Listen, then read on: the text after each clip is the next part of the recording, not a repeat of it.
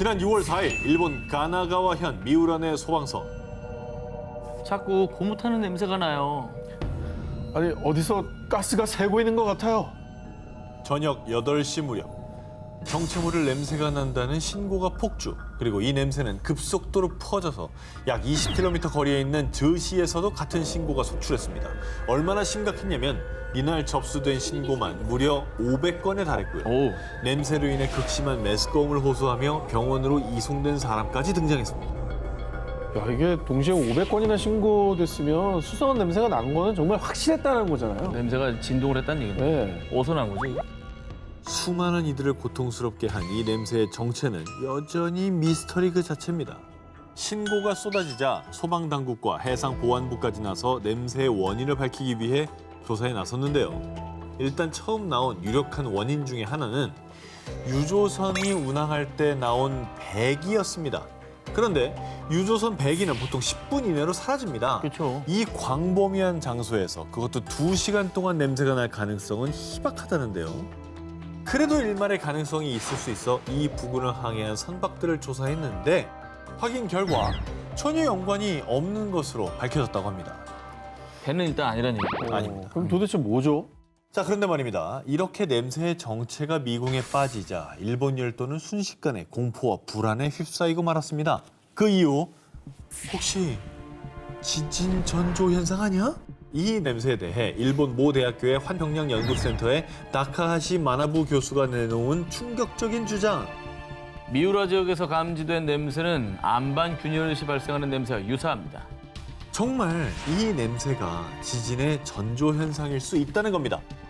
실제로 1995년에 발생한 일본 한신 아와지 대지진 직전에도 가스 냄새가 났었기에 불안감은 더 커져갔는데요. 그리고 만약 이 의문의 냄새가 지진의 전조 현상이 맞다면요. 더 끔찍한 건 2011년에 발생한 대공포, 동일본 대지진의 악몽을 재현, 즉 대규모 재해가 발생할 수 있다는 관측까지 나왔다고 합니다. 일본은 저 트라우마가 있으니 얼마나 공포스러웠을까. 가능성은 생각할 수 있다는 거죠. 그리고 이걸 알아도 뭐 대비가 안 되잖아요. 이거는 지진은 어떻게 대비해야겠어요? 그냥 미리 이주시킬 수도 없고. 그렇습니다. 대체 이 미스터리한 가스 냄새의 원인은 무엇일까요? 하루빨리 원인이 밝혀져 사람들의 불안감이 해소되길 바랍니다.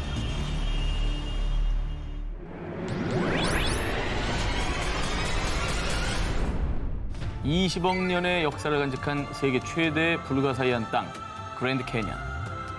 길이만 무려 약 450km, 와, 깊이는 약 1.6km. 정말 압도적인 협곡의 웅장함에 누구나 넋을 잃게 만드는데요. 저긴 정말 꼭 한번 가보고 싶어요. 자, 이곳은요, 약 4,000년 전부터 뿌리를 내리고 살아온 인디언들의 혼이 담긴 고향으로요. 지금도 이 인디언들은 그랜드 캐니언 곳곳에 위치한 인디언 보호구역에서 거주하고 있습니다. 그런데 말입니다. 그랜드 캐니언의 이 인디언 보호구역보다 더 비밀스럽게 통제되고 있는 곳이 있고 그곳에서 무언가를 은폐하고 있다고 합니다. 그 미스터리를 한번 파헤쳐 보겠습니다. 그랜드 캐니언에 거주하는 인디언 부족인 호피족들 사이에서는 먼 옛날 우리의 조상들은 그랜드 캐니언 지하 세계에 살았다 라는 전설이 전해져 내려오고 있는데요. 오, 그런데 놀랍게도 실제로 이 지하 세계가 존재한다고 합니다. 어머나. 1909년 아리조나주 지역신문 아리조나 가제트의 보도에 따르면요. 그랜드 캐니언에 숨어있던 지하 도시가 발견됐다는 기사가 실렸습니다. 어머. 당시 탐험가 킨케이드가 광물을 찾기 위해 보트를 타고 콜로라도 강을 탐험하던 중 아니 이런 곳에 웬 동굴이 있지? 출입 통제 구역에서 우연히 수상한 동굴 입구를 발견했는데요. 동굴 입구는 그랜드 캐니언 표면에서 무려 약 450m 아래에 위치해 있었고요. 동굴 입구에서부터 약 1.6km의 길이에 통로를 쭉 들어가 봤더니 수백 개의 방으로 이루어진 엄청난 규모의 지하 도시가 있었다고 합니다. 천연 동굴이 아니라 누군가가 인위적으로 만든 것으로 추정되는 것이죠. 그 안에 사람이 살았던 흔적도 좀 발견이 됐습니까? 탐험가 킹케이드에 따르면 지하 도시 곳곳에서 구리와 금으로 만든 화병, 컵, 도자기 그리고 다양한 씨앗들이 저장된 곡물 저장고도 발견됐다고 합니다. 지하 도시의 벽과 돌판 그리고 항아리 등에서 미스테리한 상형 문자까지 발견됐다고 합니다. 게다가 지하도시의 수많은 방들 중 유독 커다란 방인 지하실에서 진흙과 나무껍질 천으로 감싸져 있는 미라들도 발견됐다고 합니다. 그런데 미스테리한 점은 미라의 키가 무려 2.7m에 달했다고 합니다. 먼 옛날 지하도시에 우리와 좀 다른 종류의 인재들이 거주를 했던 건가 싶기도 하고요. 어허. 거인국 같은 거. 그렇죠. 예. 미스테리한 점은 이뿐만이 아닙니다. 탐험가 킹케이드에 따르면 동굴 입구에서 약 30m 정도 떨어진 곳에 위치한 십자형 홀에서 초대형 조각상을 발견했는데, 그런데 그 조각상이 앉아있는 모습과 양손에 연꽃이나 백합을 든 형태가 마치 부처상과 매우 흡사했다고 합니다. 야, 그런데 정말 수상한 것은 아리조나 가제트의 보도 이후 그랜드 캐니언의 지하도시 출입이 금지됐다고 합니다. 음모론자로 유명한 존 로즈에 따르면 지하도시 앞에 군인이 지키고 있어 현재는 접근조차 불가능하다고 합니다. 신비로운 전설을 품은 그랜드 캐니언의 지하도시. 이곳은 왜 갑자기 접근 금지 구역이 된 걸까요? 대체 어떤 미스터리가 은폐되고 있는 걸까요? 이번엔 전 세계 고고학자들이 깜짝 놀라다 못해 아주 광분했던 미스터리입니다. 이게 얼핏 보면 약간 만리장성 같은데요. 이렇게 길게 그렇죠. 그렇죠. 성곽 같은 거를 만들어놨네요. 만년 전에 만들어진 건축물 발견. 이 미지의 돌 건축물은 2009년 고고학자 로버트 메이슨이 시리아의 수도 다마스커스에서 약 80km 떨어진 곳에서 발견한 것입니다. 약 4,500년 전 빈틈없이 정교한 기술로 건축해 세계의 미스테리라 불리는 고대 이집트의 피라미드보다 훨씬 이전인 만년 전에 만들어진 것으로 추정돼 밝혀지지 않은 또 다른 고대 문명을 시사했던 것이죠. 그리고요, 이 돌 건축물 인근에 있는 유일한 건물, 현재 수도승이 머물고 있는 마르무사 수도원이 있는데요. 와. 자, 이 수도원은요, 4세기 말에서 5세기 초에 건축물 작업을 시작했을 것으로 추정된다고 합니다. 고고학자 메이슨 연구팀이 수도원과 돌 건축물의 암석 조각들을 비교 분석한 결과 미지의 돌 건축물이 훨씬 더 오래전에 만들어진 것으로 추정된다고 합니다. 그러니까 우리가 이때까지 상식으로 알고 있는 게 전부가 아닌 거예요. 그렇죠. 모르는 세상이 너무 많습니다. 그리고 특히 이 미스테리한 돌 건축물에서 거대한 돌을 둥글게 줄지어 배치한 환상 열석과 석기 조각들도 발견이 됐는데, 이건 최대 만년 전 신석기 시대에 만들어진 유적으로 추정된다고 합니다. 근데 이 정도면은 정말 역사적으로는 큰 발견이네. 그래서 전 세계 언론은 미스테리한 환상 열석이 또다시 발견됐기 때문에 시리아의 스톤헨지라며 대대적으로 보도했는데요. 안타깝게도 하지만 현재 시리아는 내전으로 인해 더 이상의 조사가 어려운 실정이라고 합니다. 그래서 건축 시기만 만년 전으로 추정될 뿐 누가 왜 이 돌 건축물을 만들었는지는 여전히 미스터리로만 남아있다고 합니다. 러시아에 나타난 비밀의 문. SF 영화 스타트랙, 어벤져스에서나 보던 초능력 같은 기술. 그런데 현실에서도 순식간에 다른 공간으로 이동시켜주는 장치인 텔레포트가 존재한다면, 이미 개발이 됐다면 믿으시겠습니까? 개발이 돼요. 개발 같은 소리예요.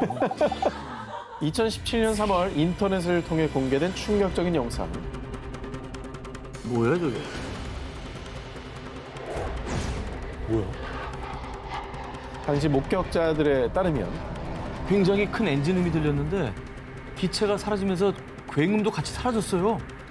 자, 기체가 마치 순간 이동이라도 하듯 순식간에 굉음과 함께 사라졌다고 하는데요.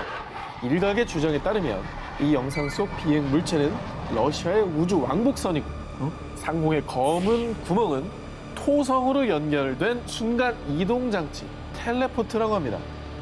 즉 지구의 우주 왕복선이 토성으로 순간 이동을 했다는 겁니다.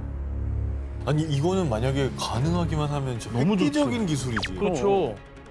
하지만 누가 어디서 어떻게 촬영한 것인지 밝혀지지 않아 미스터리로 남았는데요. 그런데 말입니다. 러시아 텔레포트 논란이 불거지기 1년 전인 2016년 영국 유명 일간지에서 러시아 공식 텔레포트 연구에 돌입, 2035년까지 무려 2,500조 원에 달하는 연구비를 지원받는다는 내용의 기사를 보도한 적이 있었는데요. 그 영화 그 인터스텔라 보면은 우주의 웜홀을 통해서 이제 시공간을 왔다 갔다 하지 않습니까? 2012년 나사 발표에 따르면 태양으로 가는 지름길 X포인트가 존재할 수 있다라며 지구와 수만 킬로미터 떨어진 우주에서 지구와 태양의 자기장이 연결돼 에너지를 연결시키는 자기장 포털을 발견했다고 합니다. 그렇다면 우주 어딘가에 에너지가 아닌 물질, 즉 생명체를 이동시키는 포털이 존재할 수도 있다는 추측 역시 가능하지 않을까요? 추가 확인 결과 러시아에서 포착된 텔레포트 영상은 페이크, 조작으로 밝혀졌는데요. 하지만 러시아와 나사가 진행 중인 텔레포트 연구는 지금도 계속되고 있습니다. 미스터리 유물, 바그다드 전지. 인류 최초의 전지보다 무려 2000년이 빠른 기원전 250년에 만든 전지가 있다면 믿으시겠습니까? 저는 못 믿겠어요. 왜냐면 그 당시 그거 있다고 해도 그걸 쓸만한 뭐 장치가 없습니다. 제가 그 말도 안 된다는 이야기에 증거를 가져와 봤습니다. 1936년 이라크 바그다드 동남쪽인 쿠주트 라부아 인근에서 약 2000년 전 파르티아 왕조 유적지 발굴이 진행됐는데요. 여기서 발굴된 문제의 유물. 항아리 아니에요? 지금 무슨 전지야? 약 14cm 높이의 토기. 자, 이라크 국립박물관의 유물관리자 비렐름 퀘니히에 따르면요. 바그다드에서 발견된 이 토기는 현대의 배터리 역할을 했을 겁니다. 자, 이 토기가 전지였다는 증거. 토기의 이 내부를 살펴보면요. 구리를 말아서 만든 작은 원통 안에 약 7.5cm 길이의 철심이 박혀 있는 구조인데요. 그런데 이는 아연으로 만든 통에 탄소봉이 있고 전해질 용액으로 둘러싸인 현대 전지 구조와 매우 흡사했던 겁니다. 구조가 똑같네요. 게다가 1940년 미국 고전압연구소의 엔지니어 윌리엄 그레이가 바그다드 전지의 구조대로 복제품을 만들어 실험까지 해봤는데요. 그 결과가 어땠느냐? 바그다드 전지 복제품에서 전류가 흐르는 것을 확인했습니다. 실제로 0.5V의 전기가 발생, 전지 역할이 가능하다라는 걸 증명해냈습니다. 야, 그러니까 저게 진짜 기능을 한 거야, 저게. 옛날에도 그럼 불 켜고 살았나? 아니, 그 바그다드 전지가 발견된 이라크가 사실 그 인류 최초의 문명인 메소포타미아 문명이 발달한 곳이잖아요. 네. 그러니까 이곳의 문명이 우리가 알던 것보다 훨씬 발전했을 수 있다라고 추정만 하는 건데. 정말 존재 자체만으로도 신비롭고 미스터리한 바그다드 전지. 그런데 말이죠. 안타깝게도요, 이 바그다드 전지의 미스터리가 아직 다 풀리지도 않았는데 2003년 발발한 이라크 전쟁 도중 바그다드 전지를 보관 중이던 이라크 국립박물관이 약탈당하는 불상사가 발생해 바그다드 전지 중 일부가 사라지고 말았다고 합니다. 야, 이거는 진짜 아닌 것 같다. 과연 고대 바그다드의 전지는 정말 인류 최초의 전지였을까요? 부디 바그다드 전지를 되찾아 그 비밀을 파헤칠 수 있기를 바랍니다. 러시아 미스터리한 라디오 방송. 1970년대 러시아 포바로보 지역에서 있었던 일입니다. 이 지역 주민들은 단파 라디오에서 들려오는 의문의 소리, 암호로 된 난수 방송 때문에 두려움에 떨었는데요. 자, 대체 무슨 방송인지 같이 들어보시죠.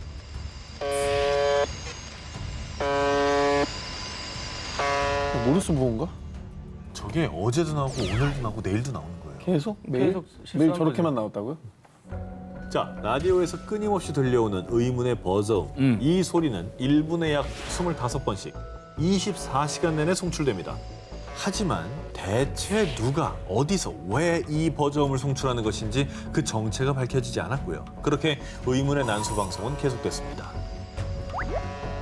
그런데 난수 방송이 시작된 지 약 27년 뒤인 1997년 12월 24일 난수 방송에서 처음으로 낯선 남성의 목소리가 들립니다. 어머! 방송을 잘 들어보면요, 남자는 우베베 76이라고 하더니 러시아어로 의문의 메시지를 나열합니다. 이 메시지가 계속되자 사람들은 전쟁이라도 일어나려나? 그래. 대체 이게 무슨 소리야?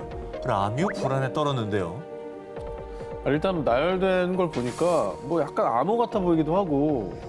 정말 그 어떤 미스터리도 풀리지 않는 상황. 그런데 2014년에 한 가지 주장이 나왔습니다.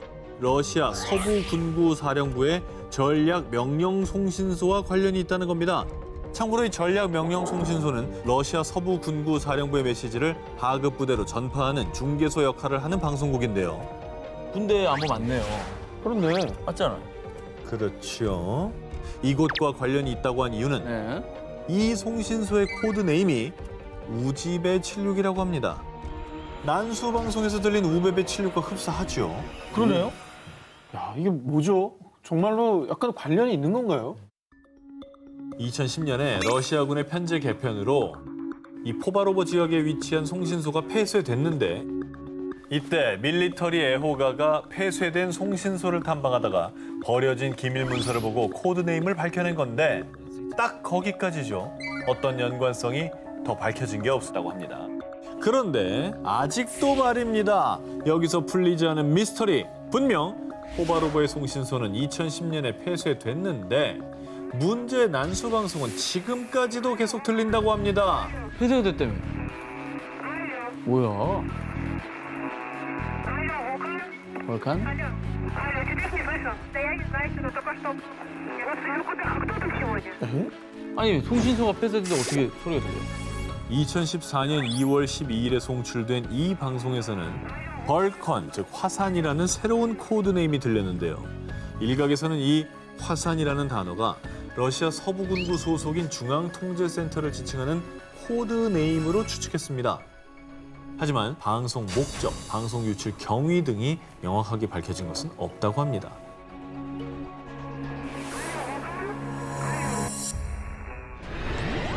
소떼 추락사 미스터리. 알프스 대자연의 걸작, 거대한 융프라우의 절경과 작은 집들이 조화를 이룬 마을, 라우터브루넨.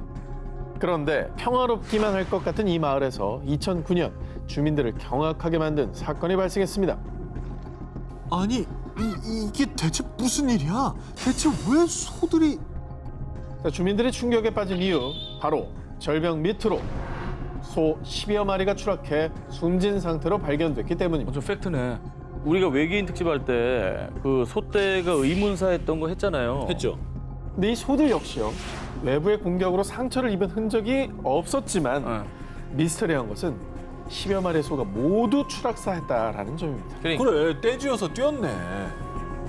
자, 아무튼 그럴 가능성도 드문 게요, 동물학자들에 따르면 산에서 자란 대부분의 소들은 본능적으로 위험을 인지하기 때문에 소들이 절벽인지 모르고 떨어졌을 가능성이 희박하다고 하고요. 일각에선 혹시 소도 뭐 스트레스를 받아서 자살할 수 있지 않을까 이런 의문까지 제기가 됐는데 소가 스스로 목숨을 끊는 경우는 없다고 합니다. 그러면 소들은 도대체 왜 절벽에서 떨어진 거예요? 누가 밀었나? 이게 이제 설명이 어려운 것이 문제입니다. 소가 힘이 세잖아요. 그렇죠. 그러니까 보통 소 한 마리가 힘을 주고 버티면 사람 3, 4시 동원이 돼 겨우 끌고 갈 수 있는데, 근데 10여 마리를 끌고 가서 억지로 절벽 밑으로 밀었다라는 게 이게 말이 안 되는 겁니다. 동시에. 말이 안 되지. 게다가 그 다음 날이 돼서야 이렇게 된 걸 알았다는 건 소가 그 어떤 울부짖음도 저항도 안 했다는 건데, 정말 미스터리한 점은 소들이 집단으로 추락한 사건이 이번이 처음이 아니라는 겁니다. 불과 3일 전에도 사건 발생 인근 지역에서 소떼가 한꺼번에 수백 미터의 절벽에서 추락해 즉사하는 사건이 있었다고 합니다. 그러니까 3일 동안 알프스 지역에서 무려 28마리의 소들이 추락사한 것이죠. 와, 이건 진짜 미스터리다. 또 한편 사건이 발생하던 무렵 이 지역에 거센 폭풍우가 내려서요, 언론에서는 혹시 뇌우로 인해 소들이 겁을 먹는 건 아닐까라며 당시 기상학과를 한 요인으로 추측했지만요, 모르겠다. 그것 또한 소 추락사 사건과의 직접적인 연관성을 찾지 못했다고 합니다. 그 어떤 실마리도 잡아내지 못한 미스터리. 대체 그날 밤 소들에게 무슨 일이 일어났던 걸까요? 한 교회에서 찍힌 미스터리 사진. 1976년 2월 영국. 여름 휴가 사진을 인화해온 다이앤은요, 휴가 당시의 추억을 떠올리며 사진을 한 장씩 넘겨왔습니다. 그런데 어이, 이 뭐야? 한 장의 사진을 보고 소스라치게 놀라고만 다이앤. 그 이후 사진 속 다이앤 뒤에 아, 이런 게 제일 무서워. 정체 모를 하얀 형체가 같이 찍혀 있었기 때문입니다. 아, 너무 사람처럼 보인다. 뒷모습 벤치에 뭐 앉아 있는 거 아니에요 지금? 저 뒤에 형상이 형체가 너무 명확해요. 자, 그러면 이 사진을 찍은 6개월 전으로 돌아가 보겠습니다. 뭐야? 1975년 8월 다이앤은 여름 휴가차 남편 아들과 함께 잉글랜드 동쪽 노퍽의 워스테드를 찾았다가 더위를 피하기 위해 한 교회에 들어갔습니다. 당시 담낭 제거 수술을 받은 지 얼마 되지 않아 건강이 좋지 않았던 다이앤은 교회에 온 김에 아, 더 이상 아프지 않게 해주세요. 이렇게 기도를 했고 남편이 이 모습을 촬영했던 겁니다. 헐. 분명 당시 교회에는 오직 다이앤의 가족뿐이었고 그녀의 뒤에는 그 누구도 없었습니다. 그런데 사진에 다른 존재가 포착이 된 거죠. 허허. 그래서 이 미스터리한 사진의 정체를 밝히기 위해 다이앤은 남편과 함께 다시 한번 이 교회를 찾았고요. 교회 담임 목사에게 사진을 내밀었는데 바로 그때 이분은 아픈 이들을 치유해주는 우리 교회의 수호령 화이트 레이디가 틀림없어요. 진짜? 자, 이게 무슨 소리냐? 이 교회 목사의 말에 따르면 사진 속 하얀 형체의 정체는 일명 화이트 레이디로요. 19세기 초 처음 목격됐을 때 흰옷을 입고 있어 화이트 레이디로 불리게 됐고 이 유령이 교회에 온 아픈 사람들에게 다가가 치유를 해준다는 겁니다. 고마운 존재네요, 무서운 존재. 그러니까 완전 약간 좋은. 병을 고쳐주는 착한 천사 같은 분 아닙니까? 그렇죠. 그런데 화이트 레이디가 정말 전설대로 아픈 다이앤의 기도도 들어준 걸까요? 실제로 휴가를 다녀온 뒤 다이앤은 금방 건강을 회복했다고 합니다. 과연 사진 속 하얀 형체는 병을 치유해주는 천사였을까요?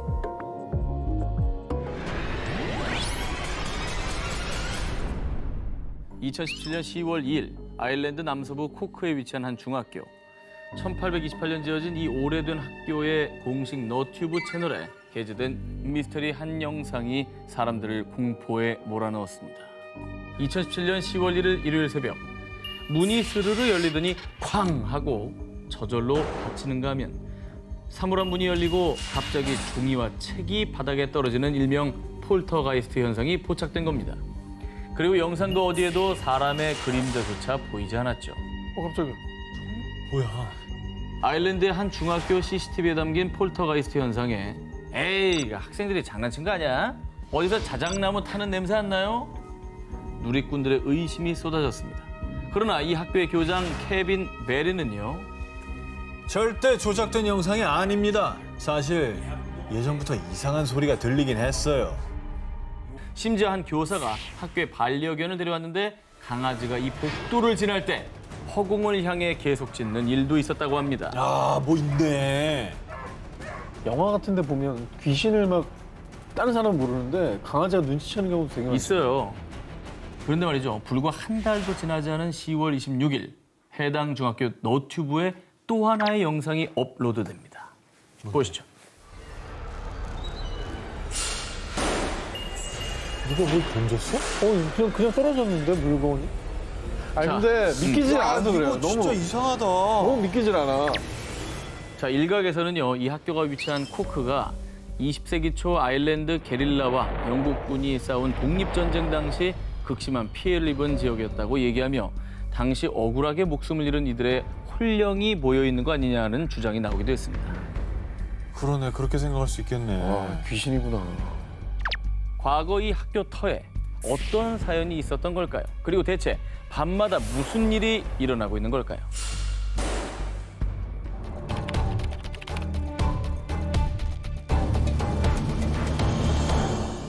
일몰 후엔 들어가지 마시오. 만약 어길 시 법적 조치를 취할 수 있음. 인도에는 정부에서 경고 표지판을 세울 정도로 경고 또 경고하는 마을이 있습니다. 전 세계인들 사이에서 세계 최고 마경 1위로 꼽히는 인도 반가라 마을입니다. 와 근데 용어 자체가 너무 오싹하고요.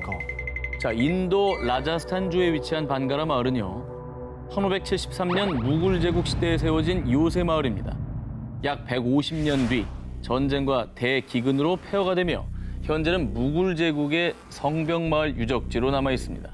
그런데 밤만 되면 이렇게 금방이라도 유령이 나올 것 같은 을씨년스러운 분위기로 돌변하는데요. 와, 장난 아니다. 심지어 분위기뿐 아니라 실제 인도에서도 유령이 제일 많이 출몰하는 각종 미스테리한 현상들이 나타나서요. 인도인들 사이에선 반가라 마을에서 밤을 새우면 살아 돌아올 수 없을 곳으로 불리는 정말 악명이 높은 곳이라고 합니다. 이 공포의 시작은 한 흑마술사의 저주에서 시작됐습니다. 헐. 반가라 마을의 전설에 따르면 중세시대 한 흑마술사가 라자스탄의 보석으로 불리는 라트나탑이 공주를 흠모했다고 합니다. 그런데 이 공주의 마음을 얻는 데 실패하고 결국 자신이 놓은 덫에 걸려 처참한 죽음을 맞이했는데요. 그런데 그때 반가라 마을에 발을 들인 자는 모두 처참하게 죽게 될 것이다. 숨이 끊어지는 순간까지 저주를 퍼부었습니다. 그런데 정말 그 저주가 이곳에 다 뻗쳐 있는 걸까요? 반가라 마을엔 의문의 사고들이 끊이질 않았습니다. 어느 날 두 인도인 소년이 해가 진 뒤 몰래 반가라 마을에 들어가 밤을 새우려고 했는데요. 그런데 한 친구가 우물에 빠졌고 다행히도 한 친구에게 구출돼 병원으로 가던 중 그만 자동차 사고로 두 소년 모두 사망했다고 합니다. 야, 이게 진짜 저주 때문이라고? 어쨌든 뭐 명백히 사고가 났잖아요. 지금. 그렇죠. 저주 생각을 안 할 수 없죠. 그리고 이뿐만이 아닙니다. 밤에 갔는데 이상한 여자 웃음소리가 들렸어요. 늦은 밤 건물 안에 한 소년이 쳐다보고 있었어요. 이 마을의 미스테리를 체험하기 위해 찾은 강심장의 사람들도 수차례 유령을 목격. 야, 이거는 진짜 뭐지? 아니 근데 그냥 가지 말라면 안 가는 게 최선 아, 아닙니까 이게 지금? 최고예요. 네, 지금 예. 왜 갑니까 거기 자꾸? 그런데 말입니다. 2019년 얼마 안 됐습니다. 이 전 세계 미스터리 스팟을 찾아다니는 한 크리에이터가 기이한 경험을 하게 됩니다. Die Bala, ne? Jag har med software. Is Bala knife here with me? 네, 간 거죠 지금?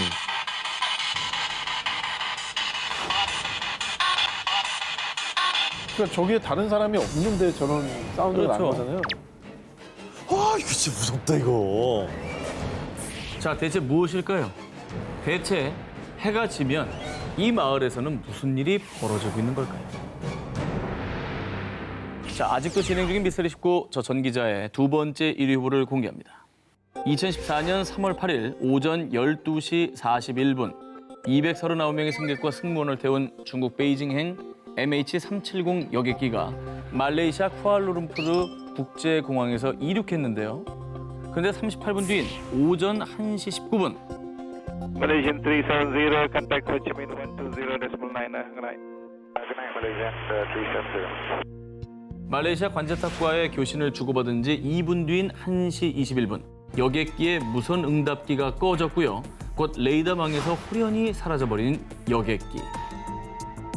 항공 역사상 최대의 미스터리로 남아있는 말레이시아 여객기 실종 사건. 정말 충격적이고 미스터리했던 건 여객기 실종 16일 뒤인 3월 24일 말레이시아 정부가 발표한 내용이었는데요. was in the middle of the Indian Ocean, west of Perth. 영국 항공사고 조사국이 인공위성 데이터를 분석한 결과 MH370의 마지막 신호가 잡힌 곳이 실종된 남중국해가 아닌 호주 인근 인도양 해상이었다는 겁니다. 뭐예요? 중국 베이징으로 가던 거라면서요? 그러면 인도양은 완전 방향이 반대인데 왜 글로 갔대요? 이후에 사라진 MH370이 갑자기 항로를 변경했다는 사실이 알려지자 수많은 추측이 쏟아졌습니다. 첫 번째 추측은 비행기를 공중 납치하는 하이제킹. 실종 당시 탑승객 중 2사람이 분실된 여권을 사용했던 것으로 드러났는데요. 그래서 이 두 테러범이 기장을 협박해서 무선 응답기를 끈 뒤 항로를 변경했다는 주장이 제기된 겁니다. 그러나 조사 결과 이 두 사람은 테러 조직과 연계성이 없는 단순 미립국자일 가능성이 높다고 밝혀졌습니다. 또 하이제킹이라면 테러범들의 요구가 있었을 텐데 그 어떤 요구도 없었기 때문에 이 추측은 무리가 있었던 것이죠. 두 번째 추측입니다. 기장의 자살 비행이었다. MH370의 기장 아흐마드 샤의 자택을 압수수색하던 중 개인 컴퓨터에서 인도양의 인도, 스리랑카, 몰디브 등의 공항에 비상 착륙하는 흔적이 발견됐고요. 또 당시 결혼 생활이 파경에 이르러 신변을 비관해 여객기를 추락시켰다는 얘기입니다. 그러나 이 또한 MH370은 기장과 부기장 2인 조종 시스템이기 때문에 일방적인 자살 비행이 어려울 뿐 아니라 기장의 동료와 지인들의 증언에 따르면 그가 이런 범죄를 저지를 이유가 없다고 합니다. 진실이 밝혀지기 너무 어려우니까 여러 가지 추측은 100가지도 나올 수 있는 겁니다. 근데 이런 썰이야 진짜 얼마든지 나오지. 그죠? 그러니까요. 그런데요. 그러던 와중에 2015년 7월 29일 인도양 프랑스령 레위니옹 섬에서 그 전까지 흔적조차 찾지 못했던 MH370의 보조 날개가 발견돼 사건의 실마리가 풀리나 했지만요. 조사 결과 안타깝게도 이 날개는 사고의 원인을 밝히는 단서가 되지 못했고요. 사고의 핵심 단서 블랙박스는 여전히 발견되지 않고 있습니다. 자, 그리고 사고 발생 4년여 만인 지난 2018년 7월 30일 정확한 추락 원인 규명이 어렵다는 내용의 최종 조사 보고서를 발표하며 항공사고 역사상 최악의 미스테리로 남고 말았습니다. 수많은 추측과 음모만 남기고 호련히 사라져버린 여객기. 이 미스테리의 해답은 인도양 깊은 곳에 가라앉아 있을 블랙박스만이 알고 있을 겁니다. 지구 안에 또 다른 세계. 태양계에서 유일하게 생명체가 사는 행성을 알려진 지구. 그런데 말입니다. 만약 지구 내부에 또 다른 문명이 있고 그 세계에 또 다른 생명체들이 살고 있다면 믿으시겠습니까? 이거는 제가 어렸을 때 읽은 SF 소설에 나오는 내용입니다. 허무맹랑합니다. 허무맹랑해요. 예. 정말로 황당무계한 이야기지만요. 지구 속에 또 다른 문명과 생명체가 존재한다고 믿는 사람들이 있습니다. 그들은 지구 내부가 벤틀로 꽉 차 있는 것이 아니라 속이 비어 있으며 그곳에 또 다른 세상이 존재한다는 일명 지구 공동설을 주장하고 있습니다. 자, 과연 이들의 주장은 상상에 불과한 것인지 아니면 새로운 악설일지 지구 공동설의 실체 지금부터 살펴보겠습니다. 지구는 크기에 비해 질량이 지나치게 가볍습니다. 지구는 표면적이 약 5억 1천만 제곱킬로미터에 질량은 약 60해톤인데요. 그야말로 지구 공동설을 주장하는 이들은 지구가 크기에 비해 생각보다 가볍다고 한다면서 이들은 지구 내부가 비어있기 때문이라고 주장했습니다. 근데 뭐 질량이 작다고 해서 지구 속이 비어있다라고 단정 내리기에는 근거가 너무 부실하다라고 생각되는데 뭐 다른 건 뭐 없습니까? 설마 그것만 있겠습니까? 자, 그렇다면 이번에는 사진으로 보여드리겠습니다. 지금 보시는 이 사진은요. 1968년 11월 23일 기상위성 에사가 찍었다고 알려진 북극해의 사진인데요. 누가 저기다 구멍 뚫어놨네요? 자, 북극해에 존재하는 저 미스터리 존. 지구 공동설을 주장하는 이들은 저 구멍이 북극해 구멍난 부분이 지구 속과 밖을 통하게 하는 입구라고 주장을 했습니다. 이를 뒷받침하기라도 하듯이 1997년 1월 미국과 러시아가 40여 년 동안 군사 목적으로 수집한 북극해 비밀 정보를 공개. 자, 그렇게 그린란드와 노르웨이 북단 사이의 북극해에서 물이 빠지는 통로인 굴뚝의 존재가 밝혀진 바가 있습니다. 진짜? 뭐가 있나 그런 줄 아네? 정말 믿기 힘들지만요. 지구 내부에 다녀왔다는 사람이 있었습니다. 내가 배를 타고 가다가 우연히 그곳에 가게 됐는데 그곳에는 키가 3m 이상 되는 거인족들이 살고 있었어요. 노르웨이 출신 올랍 얀센이라는 남성은 북극해로 향하던 도중 우연히 지구 내부로 들어갔고 2년 반 동안 살다 나왔다면 생생한 경험담을 전했는데요. 그가 목격한 지구 내부의 세상의 모습은 아주 놀라웠습니다. 그곳에 사는 인간의 수명은 무제한, 그리고 나이도 본인 스스로 설정 가능. 뿐만 아니라 문화와 과학은 현재 지구에 살고 있는 곳보다 수천 년 앞서 나가 있고 공룡과 같은 멸종 동물이 그 세계에 아직 존재한다고 주장했는데요. 사실 지구 공동설에 대한 논란을 가장 확실히 불식시킬 수 있는 것은 지각을 뚫고 직접 지구 내부로 들어가는 것이지만요. 지각의 평균 두께는 35km입니다. 그런데 인간이 뚫은 지각의 한계는 12km에 불과해서요. 그래요? 지구 공동설을 직접 와서 눈으로 확인하는 건 현재로서는 불가능한 상황입니다. 과연 지구 속의 또 다른 지구는 실존하는 걸까요? 아니면 그저 호기심 어린 상상력의 결과물일까요?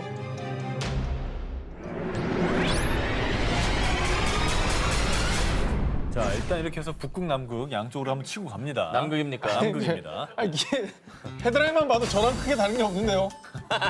좀 나아요. 들어보시면 실망. 19에서 18위 정도 납니다.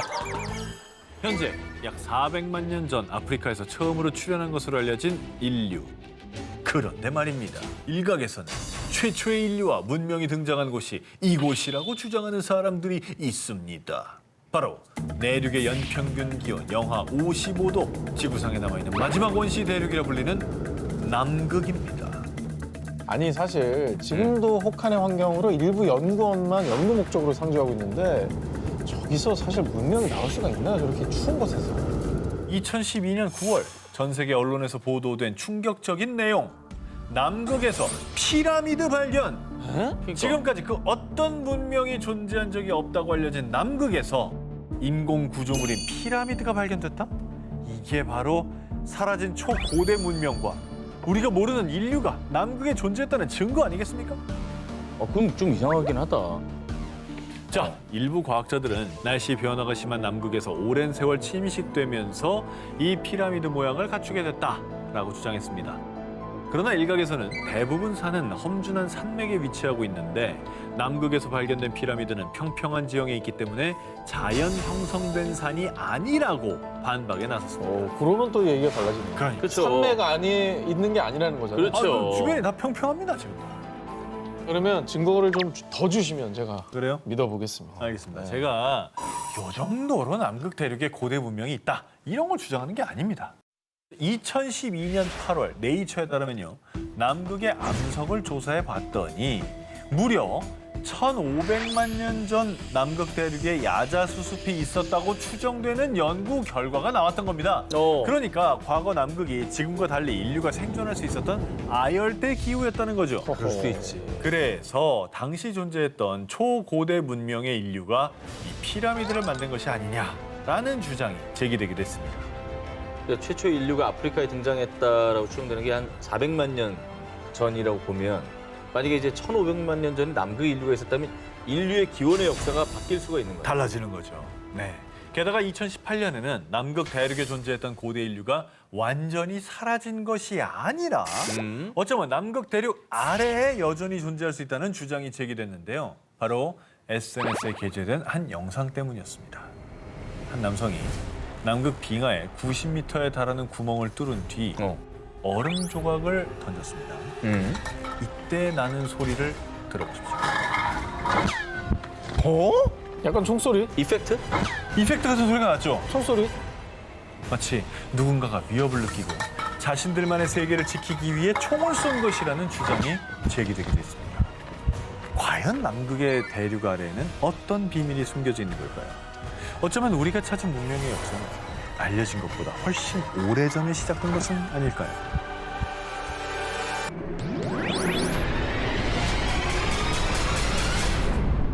자, 두 기자님은 미지의 파라다이스, 바닷속으로 사라진 전설의 대륙 하면은 제일 먼저 떠오르는 곳이 어디입니까? 아틀란티스.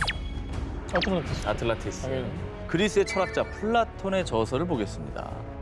헤라클레스의 기둥 저편에 아주 큰 아틀란티스라는 섬이 있다. 사방에 금과 은 등으로 부가 넘쳤고 과학이 고도로 발달한 대군 대국이다. 하지만 아틀란티스는 하루아침에 바닷속으로 침몰, 인류 역사 속에서 사라졌다고 합니다. 이게 이제 저서에도 나오니까 사실 뭐 구전으로만 내려오던 땅이 아니라 정말 분명히 기록된 게 있으니까 우리가 다 있었겠구나라고 생각은 많이 되는 건데 만약에 아틀란티스가 실존했다면 우리가 알고 있는 인류 최초의 4대 문명보다 훨씬 전에 그렇죠. 초고대 문명이 있었다는 겁니다. 그러니까 인류 역사가 바뀌는 거죠, 이렇게 되면. 수백 년 동안 사람들의 관심을 끌며 전 세계 수많은 고고학자, 역사가들이 아틀란티스를 찾아 대탐험, 대서양, 모로코의 사하라, 심지어 버뮤다 삼각지대까지 아틀란티스라고 주장하는 곳들이 너무나도 많았습니다. 하지만 아직까지 이 아틀란티스의 실체는 정확히 밝혀지지 않았는데요. 그런 가운데 아틀란티스라고 주장하는 또 하나의 후보가 등장합니다. 바로 바하마 제도의 작은 섬, 비미니. 여기서 아틀란티스 뭐 유적이라도 발견된 겁니까? 아하. 자, 먼저 비미니 섬이 아틀란티스라고 주장하는 첫 번째 근거를 소개해드립니다. 먼저 비미니 섬 인근 바닷속에서 도로가 발견됐습니다. 도로요? 일명 비미니 로드라고 불리는 이곳은 평균 길이가 2m고요. 높이가 약 0.5m, 무게가 1톤가량 되는 네모난 돌이 규칙적인 간격으로 약 630m 거리까지 배열되어 있었습니다. 이 구조물을 발견한 밸런타인 박사는 비미니 로드가 최소 6,000년에서 12,000년 전에 만들어진 인공 도로라고 발표. 일각에서는 이 비미니 로드가 아틀란티스로 가는 통로라고 주장하고 있습니다. 저게 말이 됩니까? 저게 자연현상입니까? 저거는 진짜 자연현상이라고 보기에는 좀 그러네요. 전 말이 안 돼요. 너무 균질하긴 하네요. 그렇죠. 아니, 예. 바닷속에 그것도 한 10,000년 전에 인공 도로가 있다. 사람이 만든 도로가 있다. 그렇죠. 이거는 진짜 우리가 몰랐던 문명이 있었을 수도 있다는 얘기 같아요. 근데 어찌됐건 간에 뭔가 더 증거가 나와야지만 이게 좀 확정이 될 것 같아요. 결정적인 게 있습니까? 그래서 그들이 주장하는 또 다른 근거를 제시하겠습니다. 20세기 초 미국의 유명한 예언가인 에드가 케이시. 그는 1929년 주식시장 붕괴와 대공황, 제2차 세계대전과 소련의 몰락까지 정확히 예언했습니다. 그런 그의 또 다른 예언. 1968년 바하마 해역에서 아틀란티스 대륙이 바다 위로 솟아오를 것이요. 아니 뭐 아직까지도 솟아오르진 않았는데 이 예언이 왜 중요한 증거라는 거죠? 비미니 섬이 위치한 곳이 바로 바하마 해역이라고 아까 말씀드렸죠. 예. 결정적으로 비미니 로드가 처음 발견된 시기가 바로 1968년이었습니다. 아니, 그러니까 떠오른다는 게 이게 물 위에 뜬다는 게 아니라 그렇죠. 사람한테 발견된다 이런 말입니다. 그렇게도 해석할 수 있죠. 어허. 아니 근데 그거는 뭐 신기하긴 한데 이거는 약간 저 예언가의 영역이지 이게 뭐 과학이 과학적인 아니잖아요. 근거는 아니잖아요. 뭔가 좀 더 필요한 것 같은데. 인정합니다. 그죠? 그래서 제가 또 하나의 갓을 준비했어요. 바로 아틀란티스가 현재 카리브해 쿠바 일대에 존재했다는 주장입니다. 쿠바 아틀란티스 설을 제기한 이는 영국의 유명 역사 작가인 앤드류 콜린스. 그는 전 세계 각지의 고대 문명 유적지, 신화와 플라톤의 기록을 연구해 추리했습니다. 쿠바가 아틀란티스였다는 첫 번째 근거. 아틀란티스는 리비아와 아시아를 합친 것보다 큰 거대한 대륙이다. 사람들은 플라톤의 대화편에 기록된 이 문장을 아틀란티스의 대륙 크기라고 생각했는데요. 하지만 콜린스는 그리스어의 보다 큰이라는 단어가 중간에라는 단어와 유사하다고 생각, 아틀란티스 대륙을 리비아와 아시아의 중간 위치인 카리브해 지역으로 추측했습니다. 참고로 이때는 아메리카 대륙을 발견하기 전이기 때문에 리비아와 아시아의 중간 위치를 카리브해로 추측한 것이죠.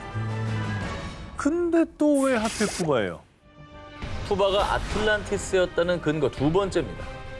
큰 산맥이 차가운 북풍으로부터 아틀란티스 대평원을 보호했다. 콜린스는 플라톤이 말한 산맥이 쿠바의 과니구아니코 산맥이라고 주장을 했는데요.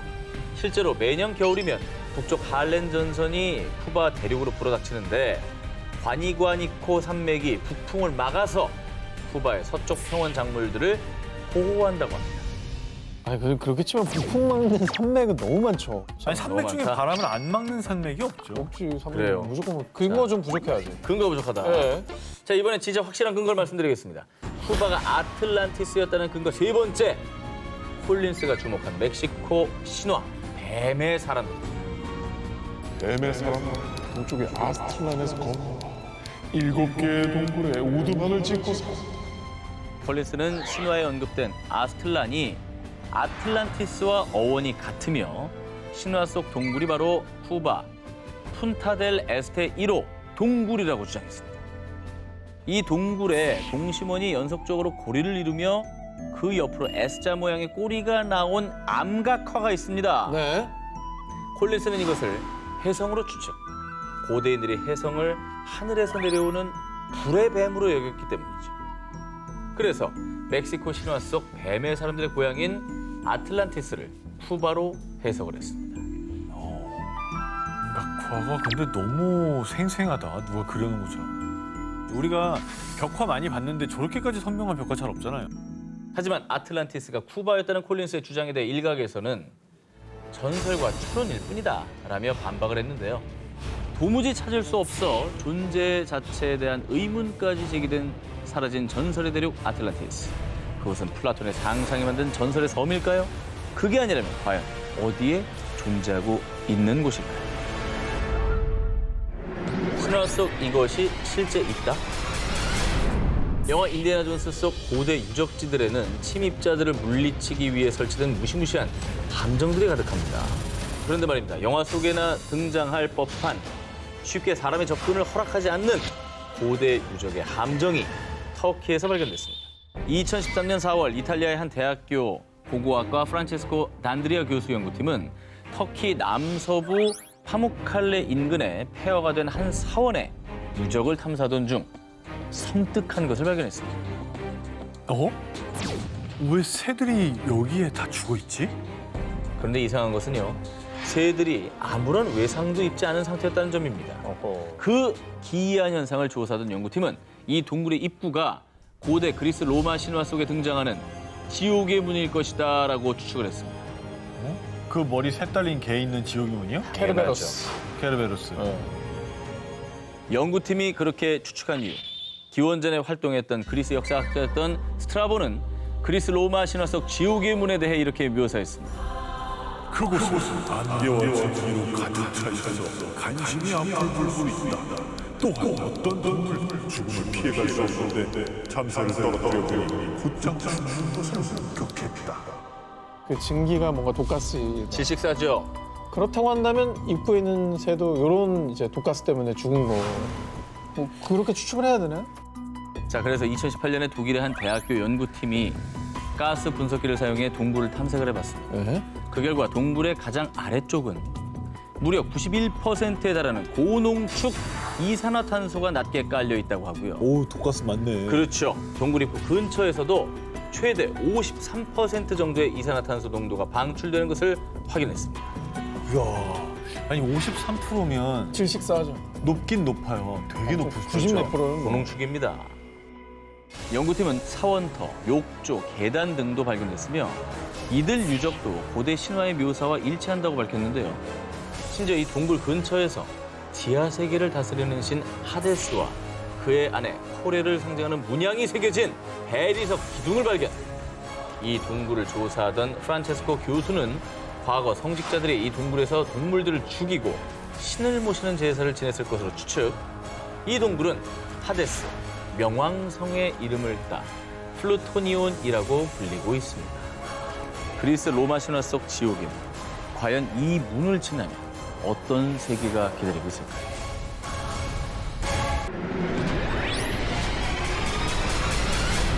이번 특종은 폴란드 고고학팀을 충격에 빠뜨린 사진부터 공개하겠습니다. 오호. 이게 뭐 어쨌든 글씨가 뭐 잔뜩 써 있네요. 아, 역시 오 기자는 관찰력이 뛰어납니다. 착하게. 네. 글씨는 뭐 당연히 있지 않았을까요? 전 기자가 이게 뭐지 하는 사이에 이게 뭐지가 뭐냐면 저 해석을 하고 있었던 거예요. 그래요? 아, 그래 뭐 한 줄, 글씨는 당연히 있고 한 줄이라도 좀 가능하겠습니다. 오늘 뭐 날씨가 화창한 편이었다가 있는 거 같아요. 그래요? 근데 여기다 왜 이렇게 잘 써놨지? 저 글들을? 이곳은 아프리카 수단 북부의 나일 계곡의 한 유적지에서 발굴된 지하실입니다. 벽면 가득 적힌 알 수 없는 글씨와 함께 발견된 것이 있었는데 이것이 바로 7구의 미라. 와. 이 지하실을 연구한 폴란드 고고학팀은 미라들과 벽의 비문은 악령을 쫓아내기 위한 것입니다. 저렇게 긴 글들을 왜 써놨겠습니까? 날씨겠다면서요. 아니, 날씨가 화창한 데 비해서 여기 기운이 심상치 않다고 써 있었어요. 근데 이 폴란드의 고고학팀은 발견 당시 미라들이 모두 예복을 입었고 일부는 십자가를 목에 걸고 있는 점에 주목했어요. 이 지하실을 1113년에 사망한 트리니티 수도원의 대주교 게오르기오스와 성직자들의 무덤으로 추측. 마쿠리아 왕국에서 가장 강성했던 왕의 무덤을 지키고 있는 것이라고 주장했습니다. 야, 이건 또 다른 얘긴데? 마쿠리아 왕국은 뭐예요? 마쿠리아. 마쿠리아 왕국은 모르죠. 전 처음 들어봐요. 뭐 어디예요 이게? 마쿠리아 왕국은 뭐 지금은 사라진 문명으로요. 예. 5세기 후반에 현재 수단 북부와 이집트 남부에 건립된 기독교 국가인데요. 수도인 고대 동골라를 중심으로 거대한 건물을 새롭게 건립하고 벽화와 공예예술이 발달, 와. 약 900년 동안 왕국이 번성했던 것으로 전해지고 있습니다. 아니, 우리가 너무 모르잖아요. 900년이면 사실 뭐가 많이 있어야 될 것 같은데. 거의 신라 정도 있었던 건데. 그러니까 그러네. 좀 생소한데 사실 저 미라들이 지키는 왕은 그럼 누군지 알려졌습니까? 그런데 말입니다. 마쿠리아 왕국은 1365년에 일어난 내전으로 왕조가 쇠락, 그리고 1560년대에 오스만 제국에 점령당하며 완전히 역사 속으로 사라졌는데요. 네. 그리스어와 콥트어로 작성돼 있는 벽의 비문들을 조사한 결과 하나님과 천사의 이름, 주기도문 등 성경 복음서 일부와 성모 마리아의 마지막 기도문으로 해석.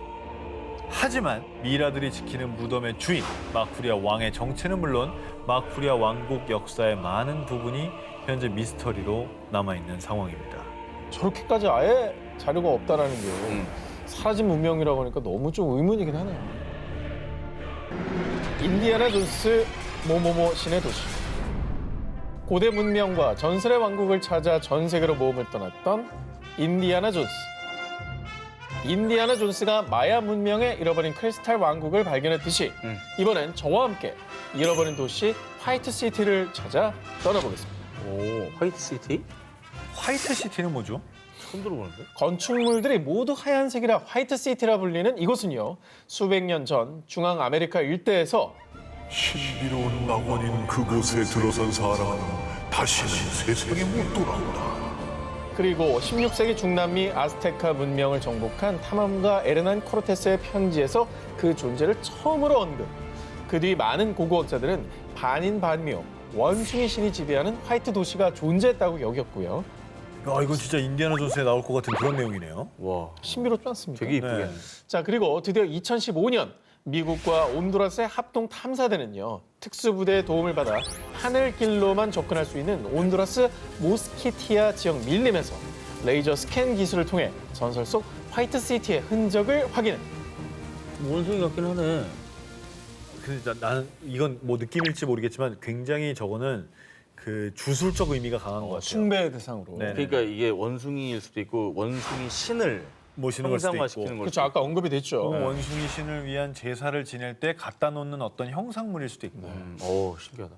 이 탐사대는 이곳에서 샤머니즘 문명의 흔적인 반인반수의 돌 조각을 비롯 10에서 14세기의 것으로 추정되는 뱀과 새 등으로 장식한 조각 50여 개를 발견했고요. 그리고 강력한 리더십, 즉 권력 계층이 있었다는 것을 보여주는 피라미드까지 발견됐습니다.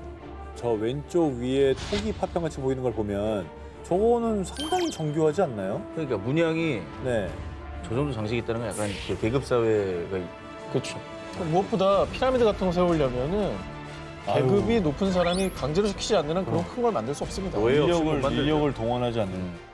자, 그런데 더 놀라운 것은 이 유물들이 거의 약 1000년 전의 것임에도 불구하고 원형이 잘 보존된 상태였고요.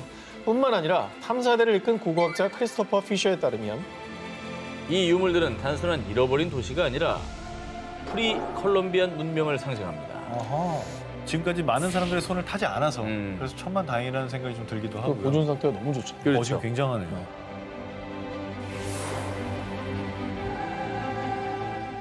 모래 속 잃어버린 도시 발견. 6세기경 페르시아에서 전해지는 이야기를 담은 설화 아라비안 나이트. 이번에 저와 함께 떠날 곳은요. 아라비안 나이트에서 풍요의 도시로 등장하는 오만의 전설 속 고대 도시, 바로 우바르입니다. 전설에 따르면요, 우바르는 당시 금만큼 가치가 컸던 약재이자 향료인 유향의 교역으로 화려하게 번성하면서 일명 환상의 도시로 불렸습니다. 그러나 사치와 타락에 젖은 주민들의 모습에 노여워한 신이 한순간에 도시를 모래 속에 묻어버렸고 이후에 사라진 사막의 아틀란티스라고 전해졌습니다. 감쪽같이 사라진 도시의 이야기에 사람들은 정말 우바르가 그저 전설 속 이야기인 줄로만 알았습니다. 다만 1992년 우바르가 실제로 존재했었다는 소식이 전해진 겁니다. 이거 뭐 전설 속의 얘기가 아니라 도시가 실제했다는 거잖아요. 이게 대체 뭐지? 1992년 레드셋 위성의 원격 감지 레이더가 포착한 무언가. 이것이 모래 속에 파묻혀 있던 우바르의 발견이었습니다. 사막 한가운데 저게 나온 거네. 저 길이? 예. 그리고 해당 자료를 분석한 결과 오만 남부 살랄라 지역에서 북쪽으로 약 170km 떨어진 사막에서 우바르로 추정되는 유적이 발견됐는데요. 이후 계속된 조사 끝에 우바르와 예멘 동부를 잇는 일명 인센스 로드 유향길과요.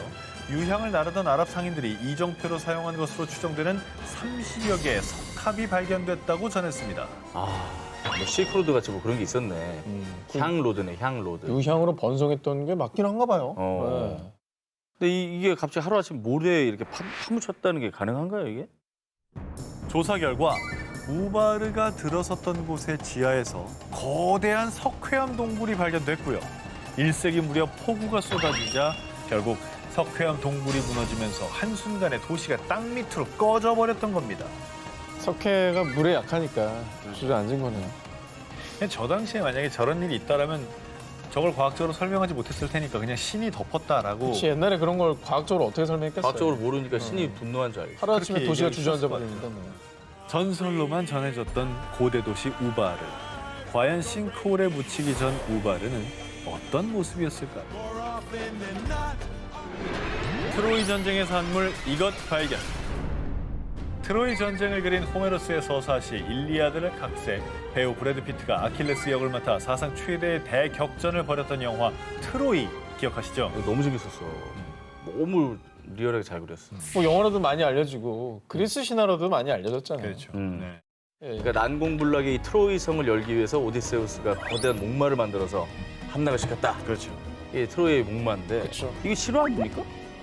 고대 그리스 영웅 서사시에 등장하는 트로이 전쟁은 1870년 독일 고고학자 하인리히 슐리만이 트로이의 흔적을 발견하며 트로이 전쟁 역시 신화가 아닌 역사였다는 주장에 힘을 실었는데요. 그런데 트로이 전쟁이 실제했다는 결정적 증거가 또 하나 발견됐다고 합니다. 전설처럼 전해졌던 트로이 전쟁의 산물, 고대 도시 테네아. 그런데 문헌으로만 전해지던 전설의 도시 테네아의 흔적이 실제로 발견된 겁니다. 트로이라는 곳은 유적들이 발굴되면서 실존 지역으로 확인됐잖아요. 근데 여기서 또 하나의 증거가 더 나왔다는 거잖아요. 2018년 그리스 문화부에 따르면 672제곱미터 면적의 유적지를 발견. 테네아 형식으로 추정되는 문과 대리석, 거주 공간과 도로를 비롯해서요. 무덤에서는 보석, 장신구, 200개의 도금된 노잣돈 등 와, 도시의 부유함을 상징하는 유물들이 출토됐습니다. 번성했네. 과거에 저 정도라면 뭐 엄청나게 번성한 거죠. 근데 저게 테네아라는 증거가 있습니까, 저 도시가? 좋은 질문입니다. 뭐 테네아가 새겨져 있든가. 그간 고대 그리스인들이 사용하던 무늬가 새겨져 있는 도자기 형식과는 다른 심플한 디자인의 도자기가 함께 발견됐고요. 그리고 2명의 태아가 담긴 항아리까지 출토. 고고학자들에 따르면 이는 인근에 위치한 고대 미케네, 코린트 등 그리스인들의 매장 방식과는 다른 독자적인 형식이며 테네아만의 문화라고 주장했고요. 그리고 발굴 책임자 엘레니 코르카에 따르면 테네아는 신화를 역사로 만들 뿐 아니라 그레코로만 시대의 환상적인 문화의 상처입니다. 라며 트로이 전쟁이 단순 신화가 아니라 실제 존재했음을 시사했습니다. 역사가 된 신화 속 트로이 전쟁. 어쩌면 많은 전설 속 이야기는 신화를 가장한 인류의 역사일지도 모릅니다.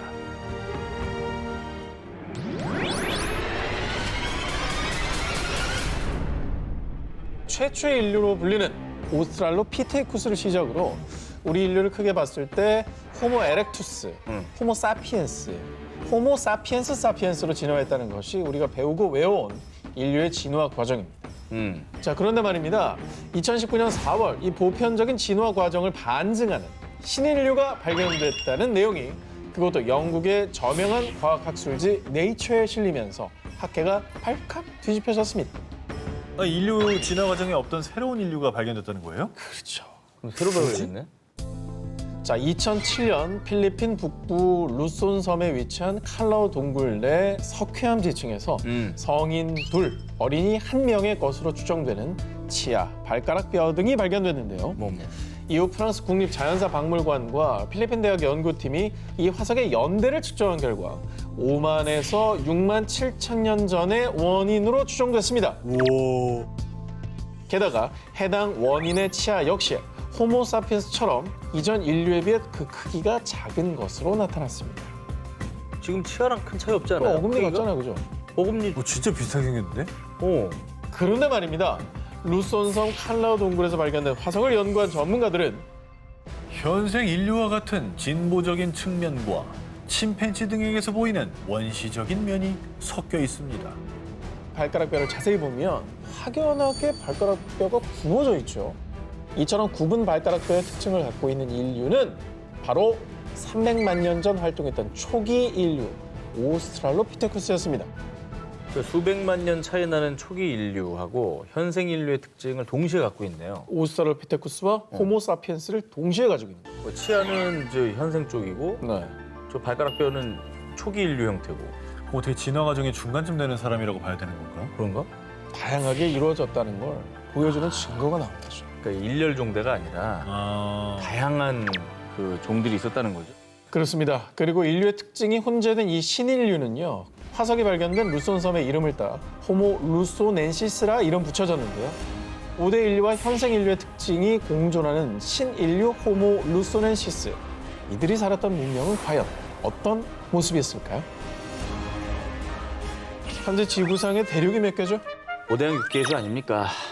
5대양 6대째 남극까지 7대륙입니다. 자, 그런데 1995년 미국의 지구물리학자 브루스 앤딕트는요.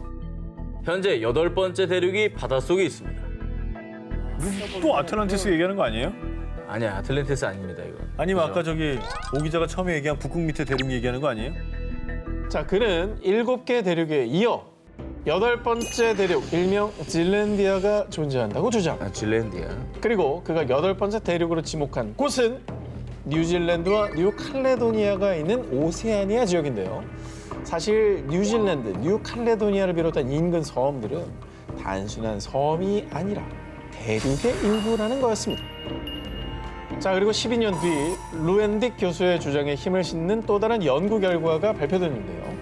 2017년 뉴질랜드의 지질학 과학연구소 역시 질랜디아가 단순한 해저 지각이 아니라 약 490만 제곱킬로미터, 한반도의 약 22배에 해당하는 8번째 대륙이라고 주장합니다. 어휴, 대박이다. 아, 걔네들이 이렇게 떠 있는 게 섬인 일부들이 거구나. 나와 있고 밑에 다 가라앉았다.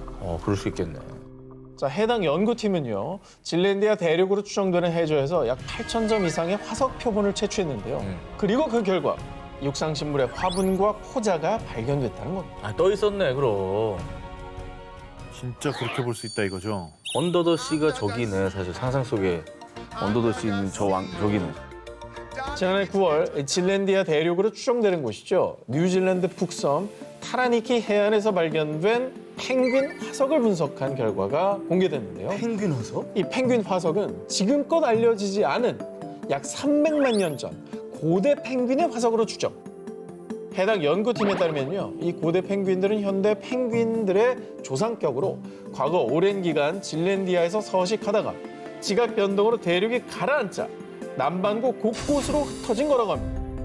야, 그럼 질랜디아라는 대륙이 있었다는 실제로 얘기네. 육지에 있었다. 그러니까 지금은 바다 밑에 가라앉았지만 그 당시엔 그렇지 않았다라는 상당히 좀 근거가 있네요. 그러니까 바다에서 펭귄 죽으면 그 뜨죠? 아니, 그러니까 또 뼈가 되면 또 가라앉죠. 가라앉지. 그럼 걔가 가라앉아서 된 거 아니에요? 예? 땅이 올라온 게 아니고 아니 근데 기본적으로 땅 안에서 발견된 화석이다. 땅 아니요? 네.